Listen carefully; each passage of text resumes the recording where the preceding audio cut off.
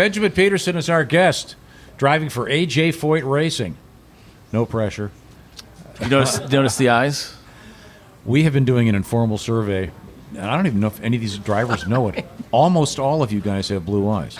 It's unbelievable. It really is amazing how many of these guys have blue eyes. It's 80+%.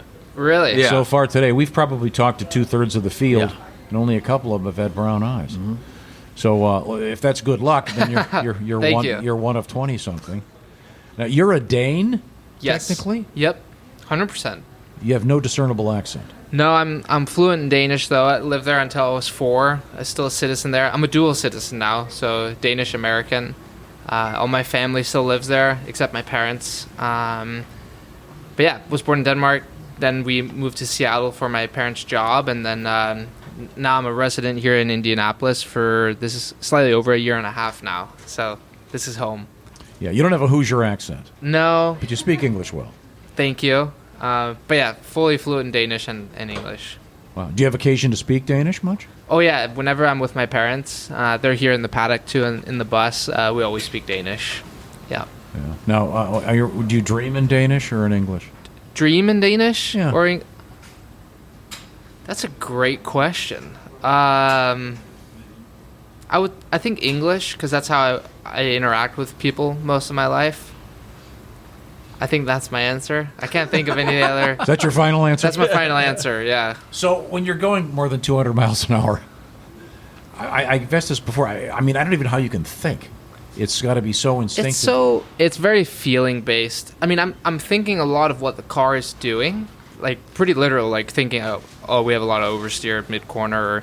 Or in the car, I'm thinking about what I'm going to be telling my engineers when I come in. And you got it, and it's everything. Yeah. Everything. It's kind of like you're driving based on instinct, and you don't think on that regard, but you're mentally collecting notes on what the car is doing, so that when you come in, you can give a very clear image. But like the raw driving, there's no thinking; it's just feeling, and obviously you rely on what you know you're good at, and you know where you can be better, or the car can be better. You're relying on that like subconsciously. But then mentally, you're taking so many notes of what the car is doing, and so everything's in English. Feedback. All the racing terms are English. Yes. Yeah. There's no Dane up there with a pair of binoculars. No, that's straight English. What's it like working with AJ? You get to interact with him a lot? Is he? Yeah, it's amazing. He's here just as early as we are every day. He's 88 years old, and you know it's funny. He may not remember exactly certain episodes from yesterday, to give you an example, but he remembers everything from his career as if it were yesterday. So you could ask him, you know, his first ever Indy 500 start, what happened on the opening lap, and he could give you a super descriptive answer. So very, very bright in that regard. You still have input on how to drive at the track? I know we were talking to Scott McLaughlin, and he was talking about the Rick Mears influence and the question of, you know, the cars were different. It was several years ago when he drove, but you know, Sure. Can AJ still give that input on He getting around? He still has definitely very valid points. You know, questions. You know, what's the gearing like? What's the downforce? So it brings up very valid points, and obviously we are in a different era now with what the cars are capable of, and you know what's available to us as drivers. But all his points are super valid. Well, what do you suppose the fastest AJ ever went here? I mean, he was. He was it would have been still here in the 80s. He raced through 92. Was it 220 probably? Yeah, I would assume it was the mid 220 or early 220s. So very hairy. Yeah, especially with the cars. Those cars, yeah, absolutely. Wow. Now we've asked everybody else. There seemed to be a minimal number of tattoos on the drivers. Are you the no tattoo school? No tattoos on me. This is really interesting. Yeah. TK doesn't fit the demographic, really. I feel like everyone under 30 is covered.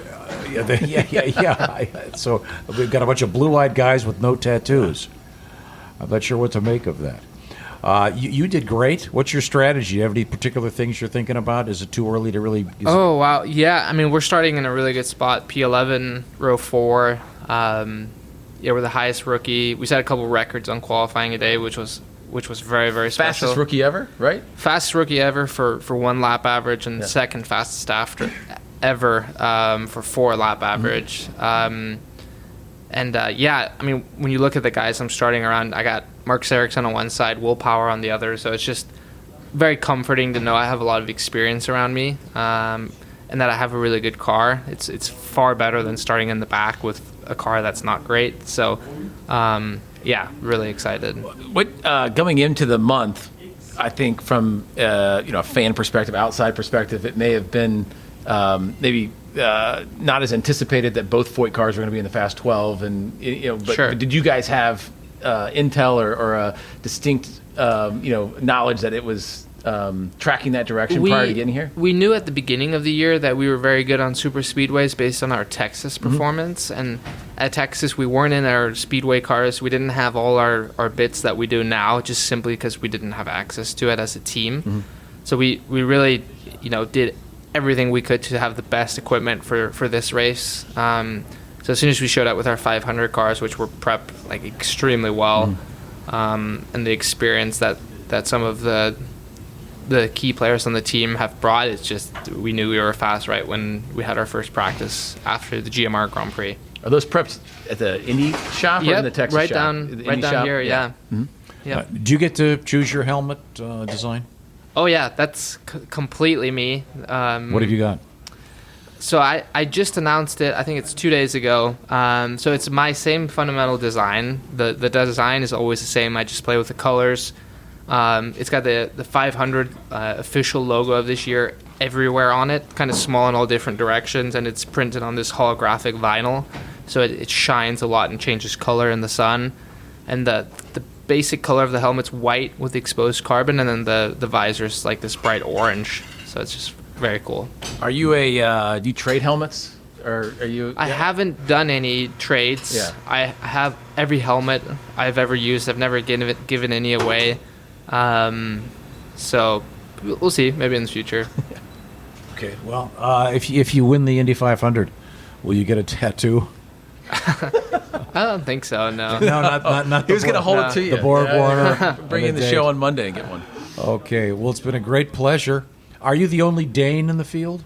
Christian Lundgaard's Danish as well. There we go. Yep. Do you speak Danish to him? Yeah, of course. Can you grow a better mustache? I think I could. Yeah. I mean, it's not hard. I grow facial hair pretty quickly, His so- mustache is maybe not. Yeah. Surely he's trimmed it.